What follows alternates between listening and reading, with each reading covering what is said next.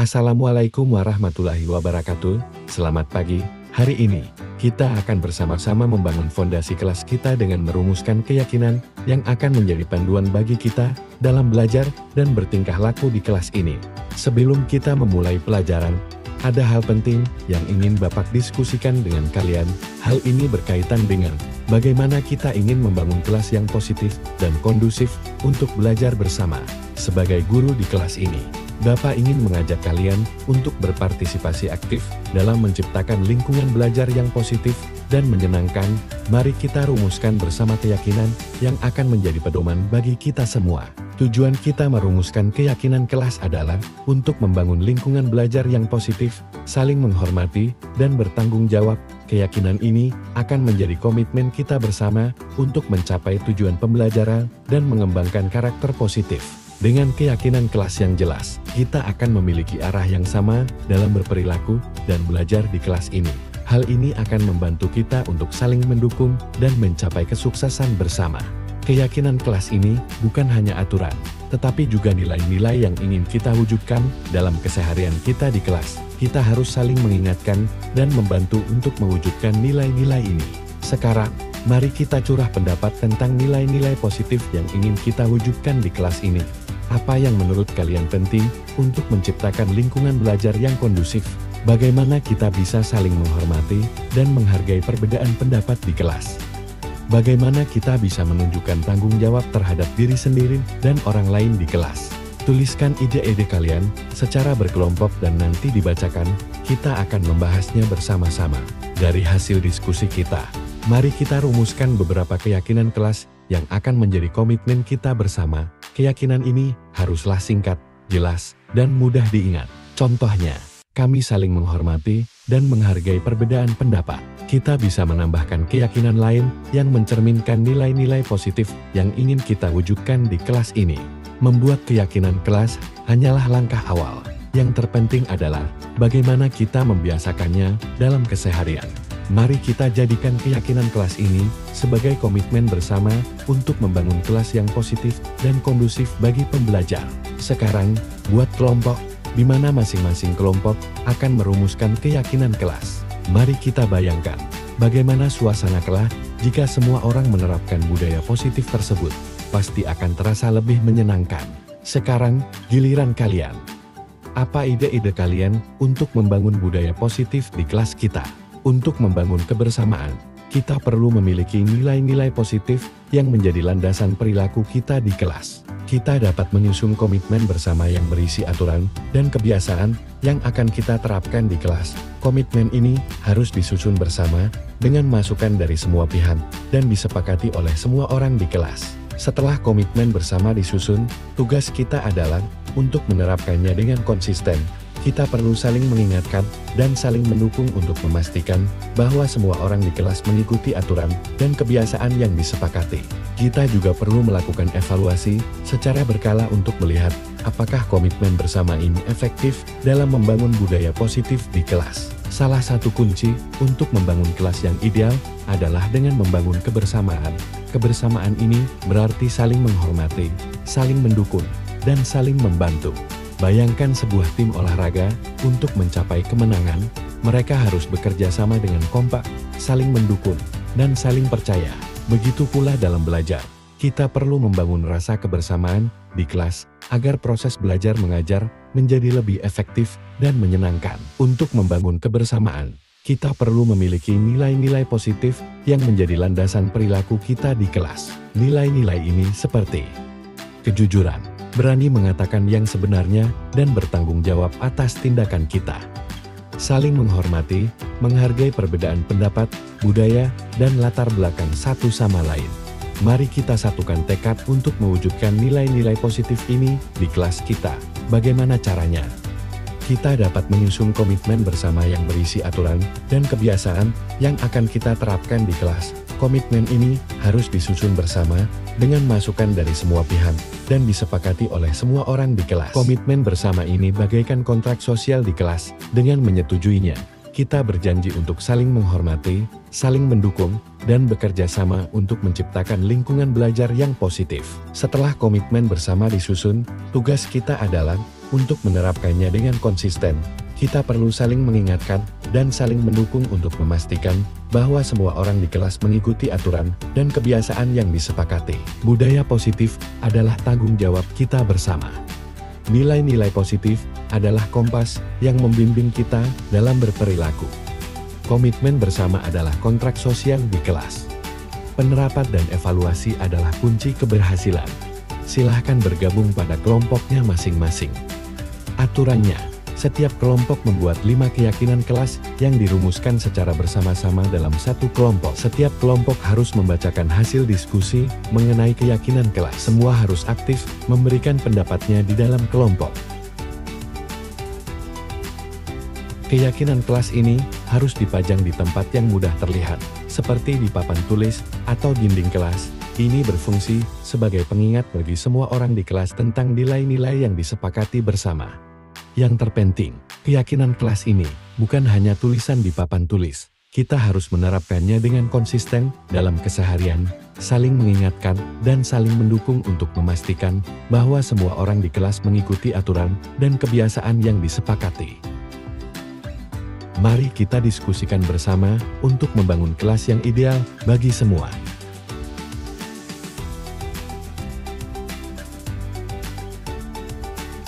Silahkan cari temannya masing-masing.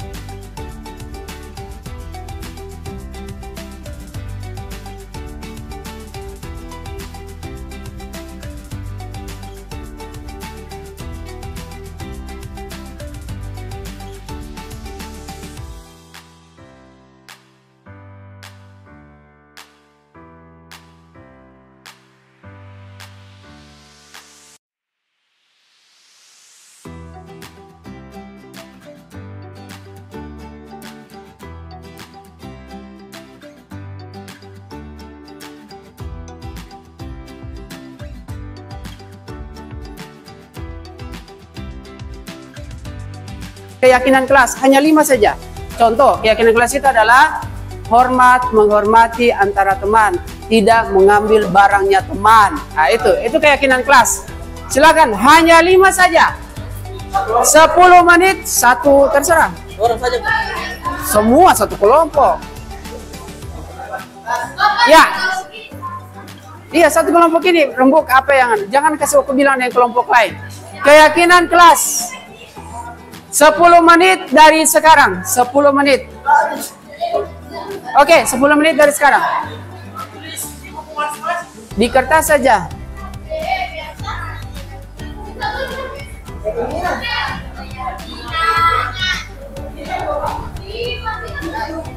Beda kesepakatan yang keyakinan ya.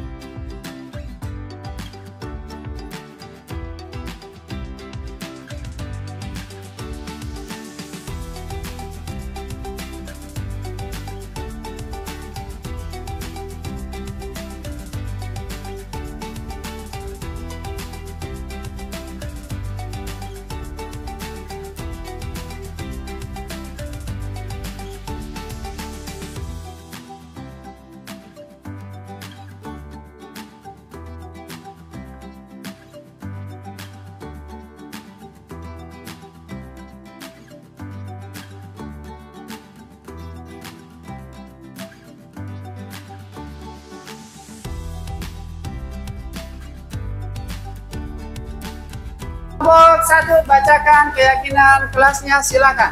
Berdiri. Kelompok 2-3 minta tolong diperhatikan. Kasih kuat. Bisa sendiri. Sendiri saja berdiri. Nanti dia baca yang lain tanggapi. Kalau yang 2 dan 3 tanggapi, yang lain ini silakan menjawab. Alasannya kenapa? Silakan. Nanti kamu iya. Satu, baca. Keyakinan kelompok 1. Tunggu, stop. Yang lain jangan baca. Dan keyakinan kelompok 1. 1 tidak mengambil barang teman. Baca dulu semua, baca semua tanggapi. Nomor berapa yang ditanya? 2 menjaga tata krama saat guru maju. Masuk. Masuk. Saya bisa baca seperti bisa baca. 3 tidak saling membuli sesama teman. 4 selalu menjaga kebersihan. 5 lebih rajin mengerjakan tugas dari yang kemarin.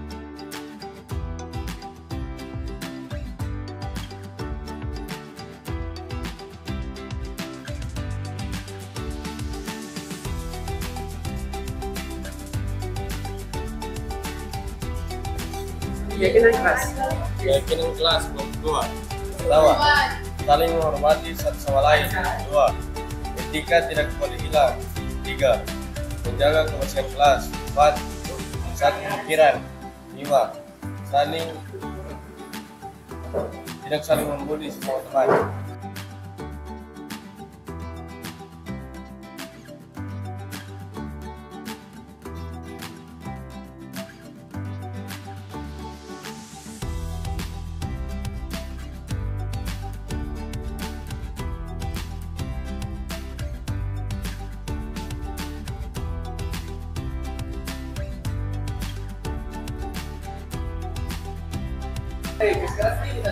Selalu menuntaskan tugas. Apa? Selalu menuntaskan tugas. 1. Selalu menuntaskan tugas yang dipilih. 2. Saling tolong menolong. Saling tolong menolong. 3 menghormati guru. 3. Menghormati guru. 4 tidak malas belajar. 4. Tidak malas belajar. 5 menjaga kebersihan.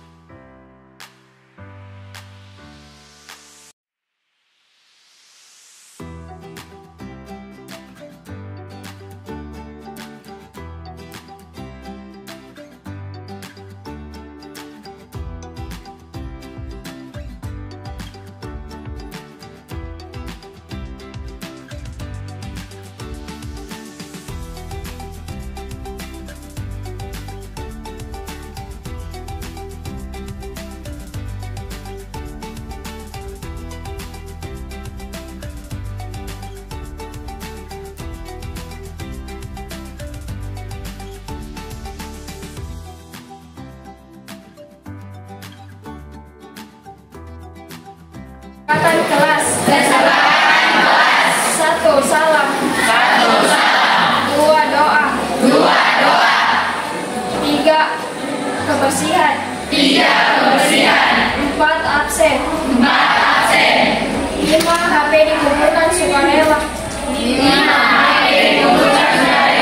Tidak dapat disita. 6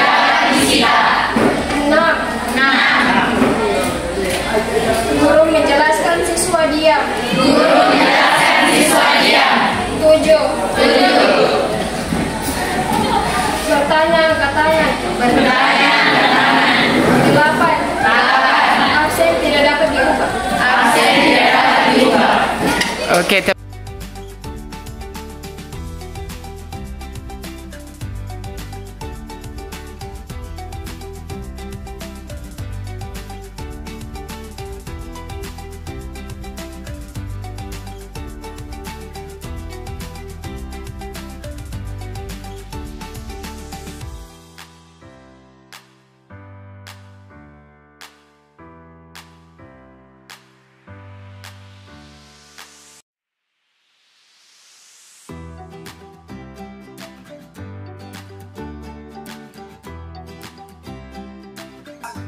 diresapi, dibaca, baru Bapak jelaskan.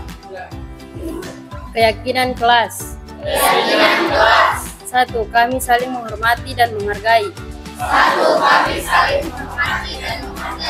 2. Kami bertanggung jawab atas tindakan dan belajar kami.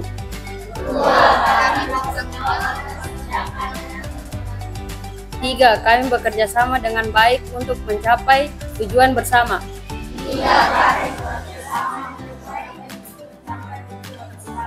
4. Saling membantu dan mendukung. 5. Kami menjaga kebersihan dan kerapian kelas. 6. Kami menggunakan waktu belajar dengan efektif. 7. Kami selalu berusaha untuk menjadi yang terbaik.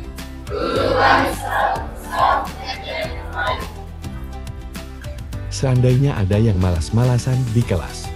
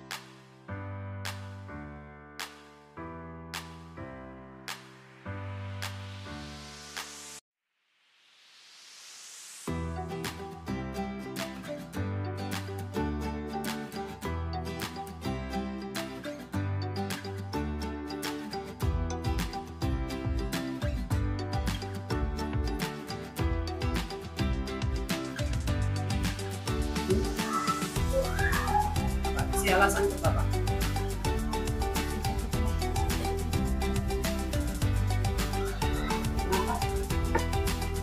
Atau memang di guru lain seperti itu? Tidak. Hah? Terus kenapa cuma sama Bapak? Kasih alasan ke Bapak, kau bikin pelanggaran kemarin itu dengan seperti itu, kenapa? Dan memang mengantuk atau apa? Iya, memang mengantuk. Memang mengantuk. Apa yang kau bikin malam kan sampai kau mengantuk?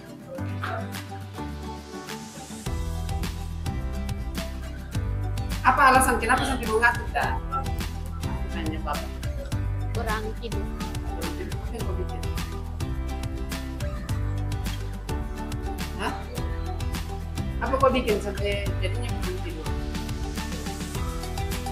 Hah? Kalau kau mau jujur kira-kira kenapa? Main HP. Hah? Main HP. Main HP, oke. Nah, Bapak tidak mau salahkan kau, Bapak tidak salahkan dia kelas dan dua pertanyaan Bapak adalah menurut dia karena main HP, dengan yang lain juga kayaknya kena imbas. Ya, yang ada juga yang kemarin bilang, Pak tidak bisa kita kerja. Ya, belum coba ya. Pertanyaan saya, dari yang tadi, kemudian satu kelas, keyakinan yang mana yang dilanggar? Barusan tadi kamu sampaikan. Keyakinan kelas mana yang dilanggar? Kamu sudah ucapkan. Tanggung jawab bersama. Ada lagi? Dari 7 keyakinan kelas yang dibuat, kira-kira yang mana yang dilanggar? Tadi dia bilang adalah bertanggung jawab bersama, tanggung jawab bersama. Apalagi?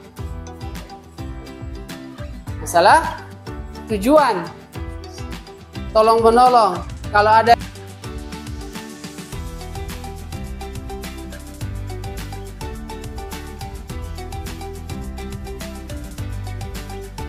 solusi, kamu kasih solusi. Ada yang mengangkat tangan, solusinya apa dari pelanggaran? Tadi dia bilang katanya kalau menurut dia karena sering main HP. Kira-kira solusinya apa kira-kira? Yang bisa kau kasih ke Bapak?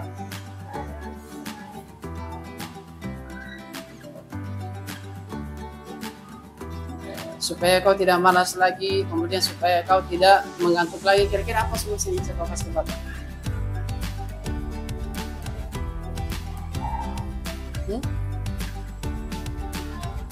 Kau yang berbuat harus bertanggung jawab dong.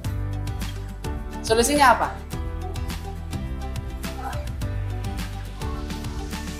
Solusinya apa kira-kira?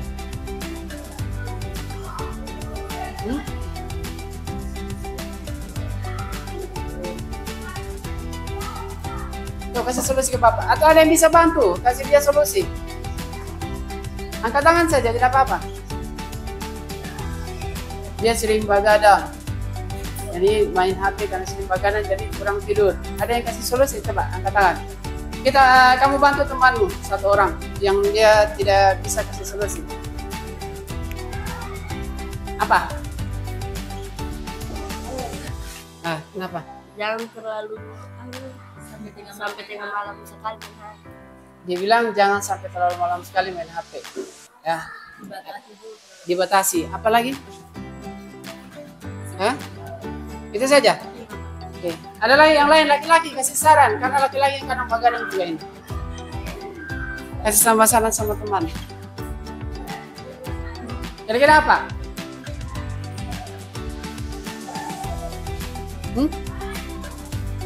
Kira-kira apa? Saran sama teman. Dia sering main HP, akhirnya dia begadang. Akhirnya datang sekolah dia jadinya mengantuk.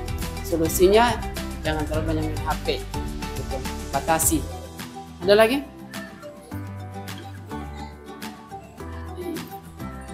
Ada lagi? Ada? Kayak yang punya masalah ada? Solusi kira-kira? Atau temannya bisa bantu? Apa kira-kira? Jangan begadang. Jangan begadang. Ada lagi?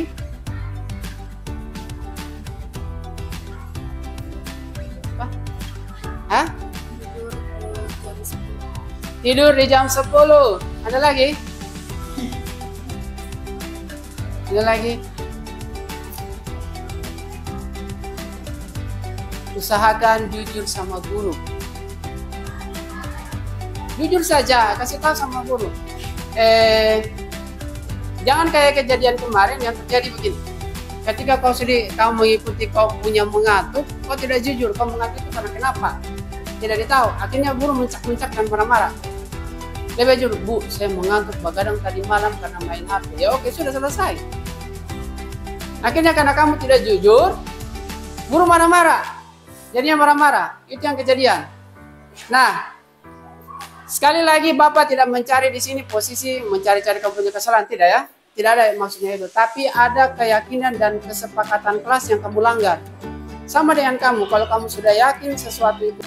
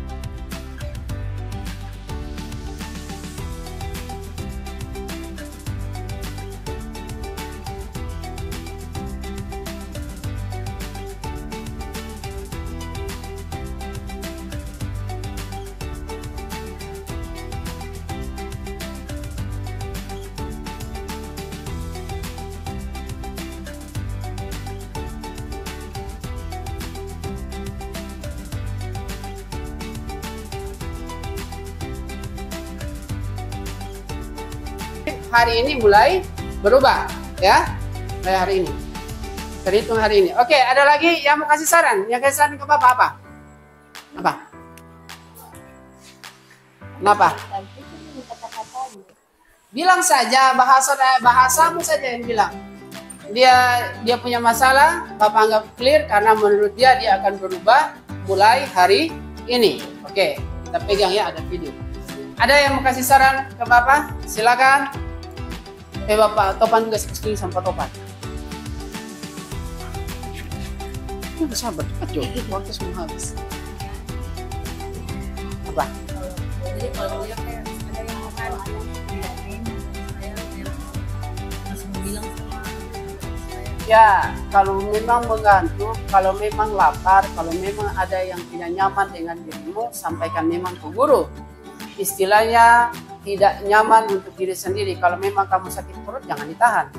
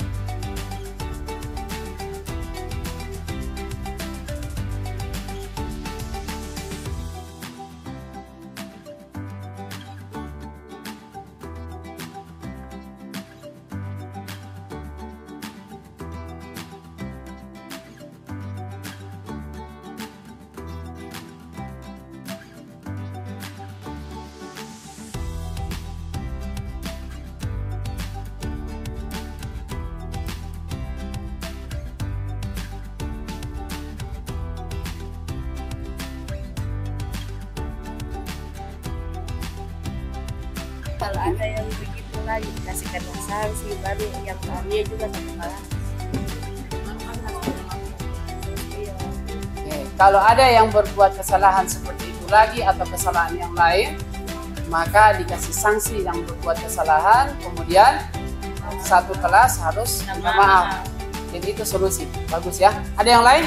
Alhamdulillah. Ada yang lain? Seperti itu? Saya tanya, kita sepakat seperti itu? Yakin seperti itu? Oke, alhamdulillah. Ya, saya tutup nanti.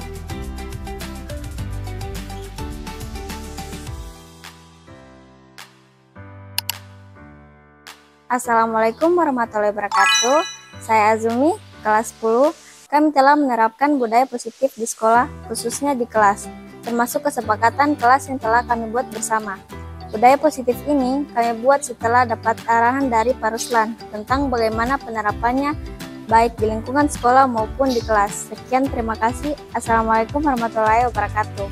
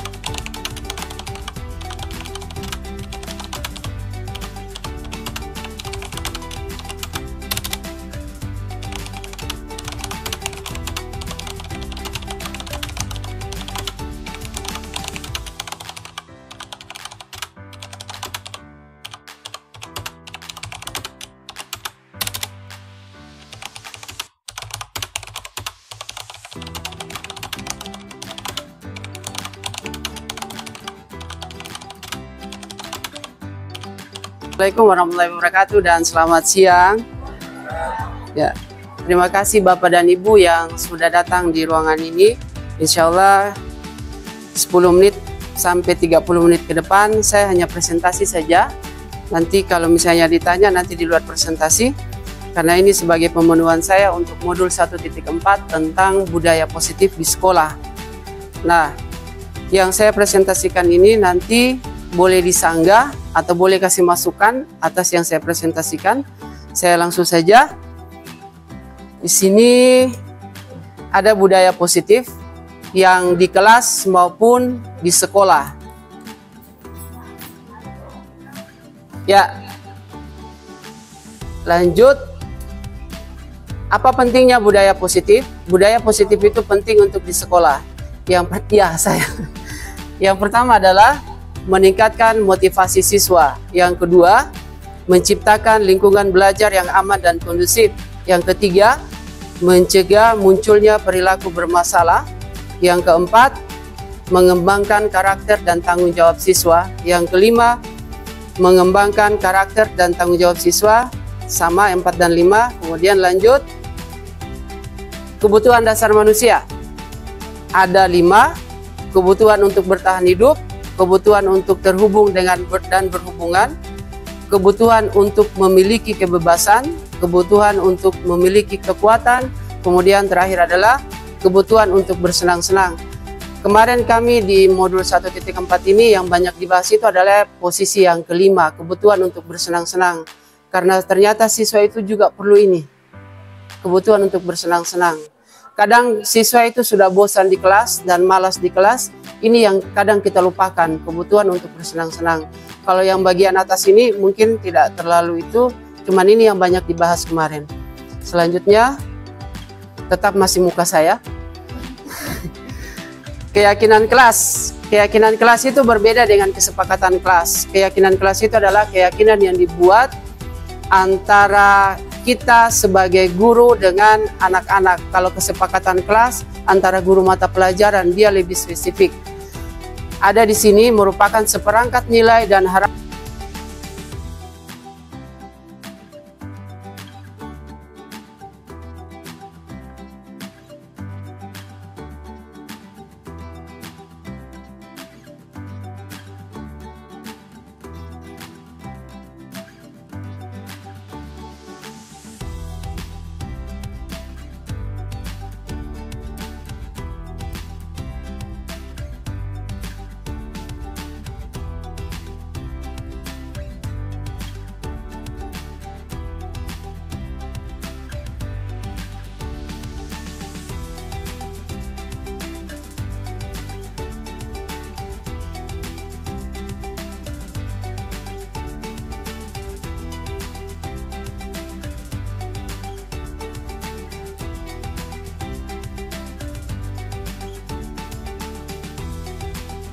Di kelas maupun di sekolah.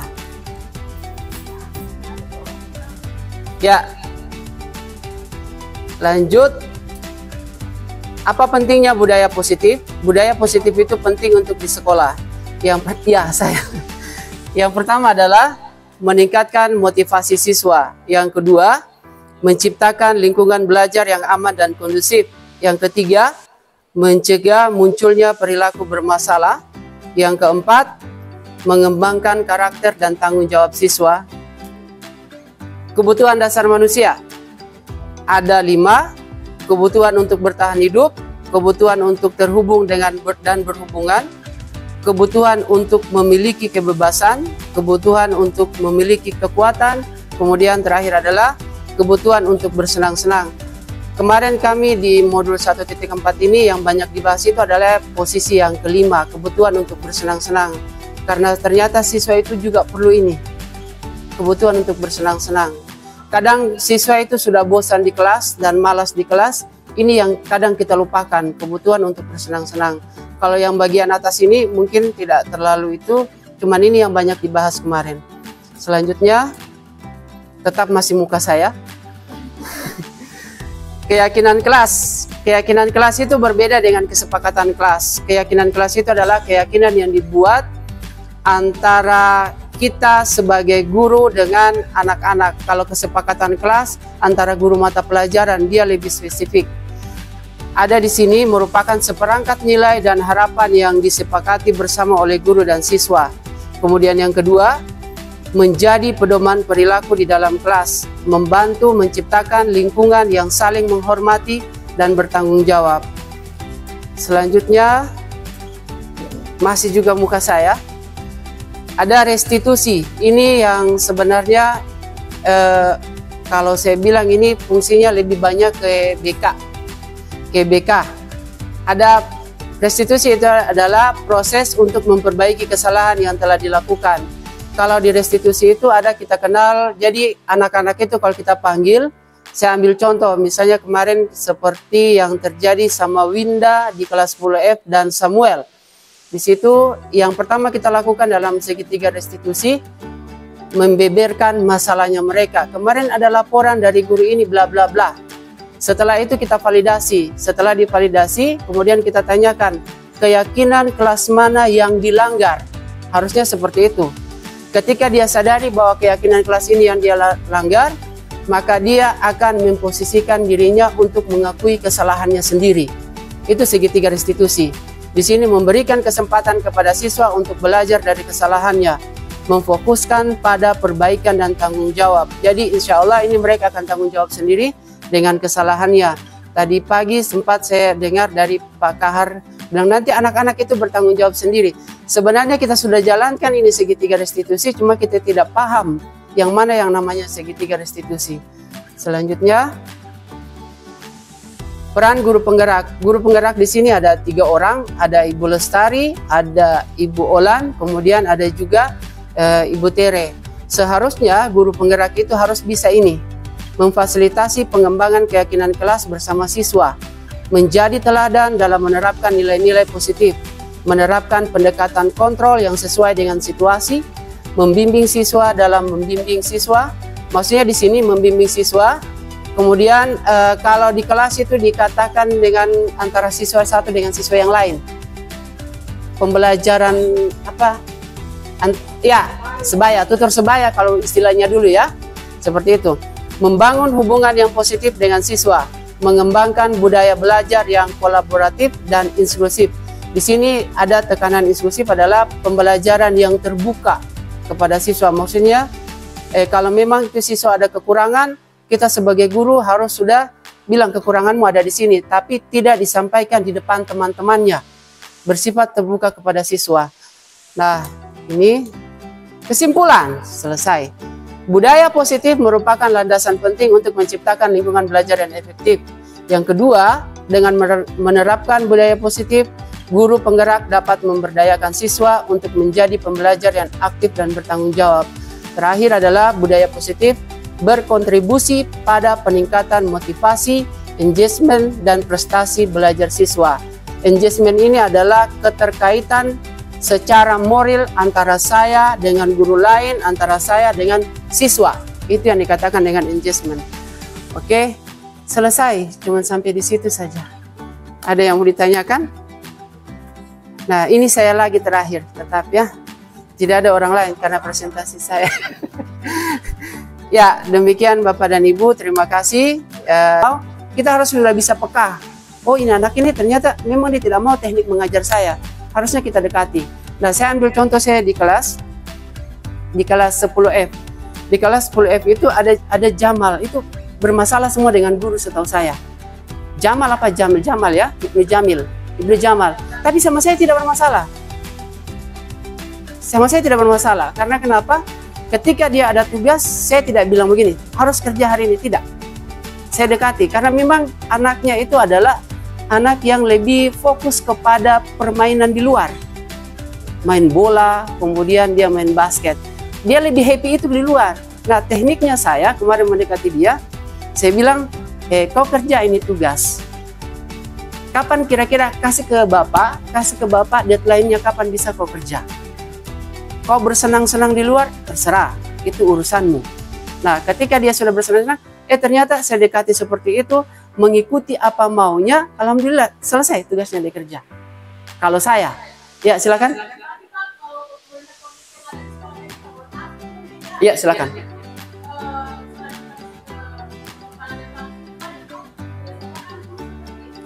Ya.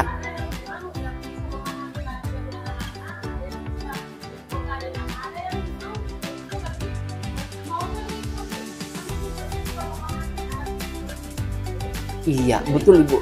Betul, betul.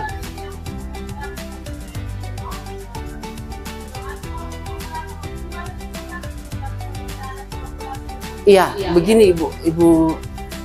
Oke, saya sambung. Masalah ini bukan cuma di sekolahnya kita, di sekolah lain pun seperti itu. Silakan Pak Jasan.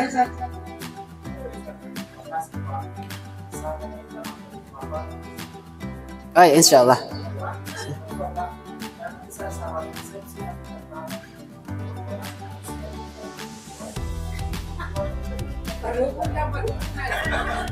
Iya, saya sudah bilang sudah dari tadi, saya pikir itu pasti anak-anak muda yang dia tanya ini. Pasti yang dia tanya ini. Kurang setuju tentang tapi ke depan itu kurang banyak tentang Betul Pak. karena dalam satu kelas itu minimal 30 orang yang masing-masing punya karakter yang berbeda, masing-masing punya keinginan yang berbeda. Bagaimana kalau biasanya untuk memahami mahasiswa tentang kalau misalnya semua siswa ini yang berbeda, bagaimana kira-kira? Ya, oke. Itu refleksi. Jadi supaya kita tahu kebutuhan anak ini maunya apa, gitu. Jadi tidak menyamaratakan anak. Tapi kalau dibilang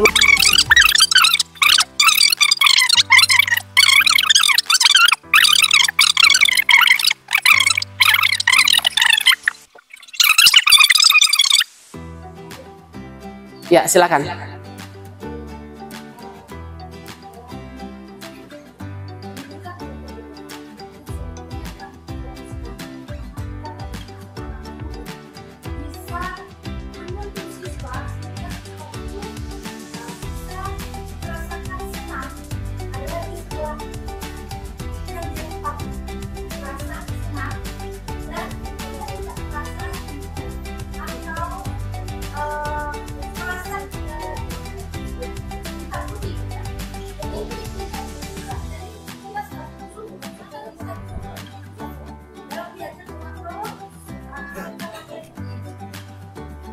Tutuburi Handayani, ingat susun telur dari mandi manukarsa.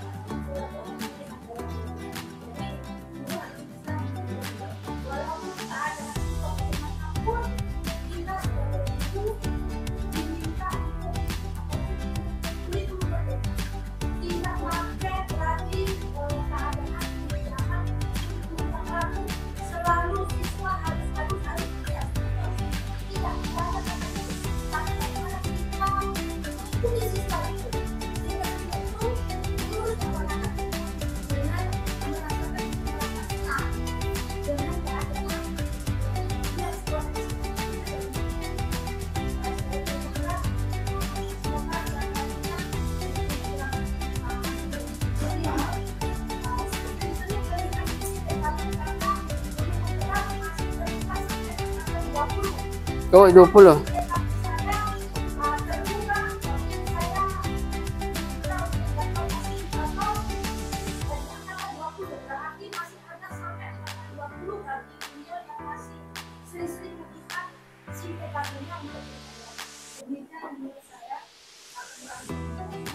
Ya, terima kasih Bu Olan.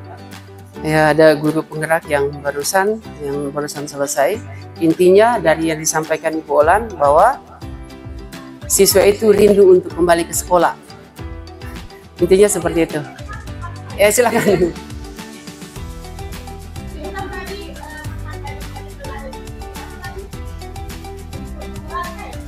Iya, ya.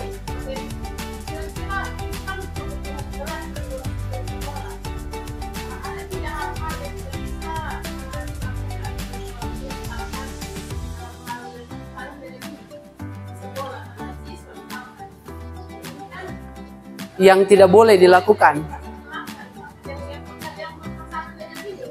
yang bertentangan dengan ini.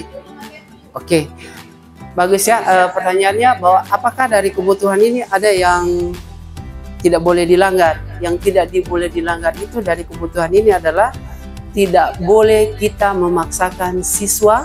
Pertama, yang kedua, tidak boleh menghardik siswa. Jadi ketika dia posisi di belakang atau di tengah itu lagi bermain dengan temannya, kemudian itu belajar sudah harus sesuai dengan zamannya. Zamannya adalah zaman digital, berbasis digital. Everything all, jadi mereka itu secara diam-diam, berapa kali saya dapat itu yang shooting cara mengajar. Nah, kalau saya di kelas, yang saya tekankan adalah kesepakatan kelas dan keyakinan kelas yang saya tekankan. Jadi secara tidak sadar, anak-anak antar dia punya HP ke depan. Coba kalau ibu dan bapak masuk ke kelas 10, tanya, apa kesepakatan kelas? Pasti mereka berdiri langsung jawab satu-satu, itu sudah tahu. Karena kalau saya masuk, pasti saya tanya itu kesepakatan kelas dan keyakinan kelas. Apa kesepakatannya? Mereka sudah tahu. Nah, jadi kebutuhan yang di sini, yang ada di sini, kebutuhan 1, 2, 3, 4, dan 5 ini yang tidak boleh dilanggar itu ketika tidak boleh menghardik siswa. Seperti itu. Bagaimana Ibu? Ya silakan. Oh ya silakan Pak.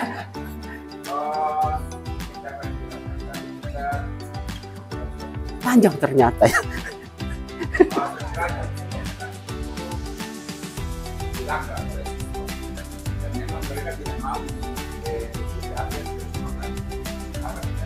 Ya, itu segitiga restitusi tadi Pak.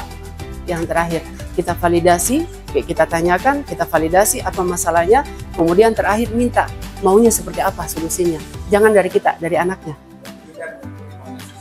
Maksudnya begini Pak, kita tanya validasi. Ketika dia tawarkan seperti ini, misalnya Pak, keyakinan kelasmu apa? Atau beda keyakinan dengan kesepakatan ya, tidak sama. Kalau kita bilang keyakinan yang dilanggar adalah bermain di dalam kelas. Nah, seperti itu, contoh. Bermain dalam kelas. Kemudian saat kita tanyakan, dia bilang, memang Pak, saya suka bersenang-senang. Nah, Bapak tanya dulu, solusimu apa? Kira-kira kau sudah langgar ini. Kalau Bapak kasih keluar dari sini, bagaimana? Nah, itu sudah. Terakhir dia tanya, Pak, jangan dikasih keluar. Saya janji untuk tidak mengulang. Seperti itu, Pak.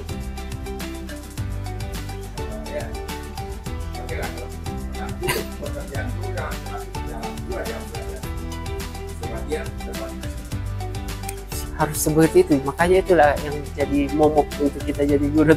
Betul Pak. Terima kasih.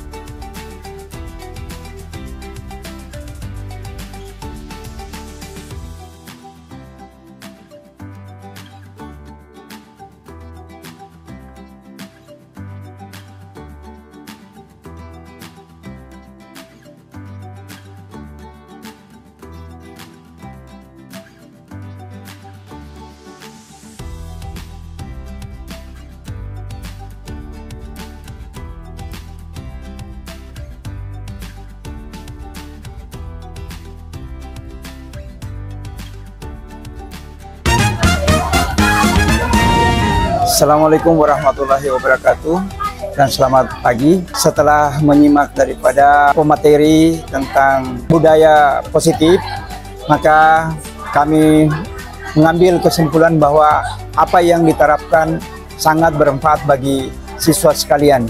Semoga pemaparan ini akan dilanjutkan untuk pertemuan-pertemuan atau diterapkan kepada siswa-siswa selanjutnya, agar siswa dapat melaksanakan apa yang telah diterapkan sebagai budaya positif.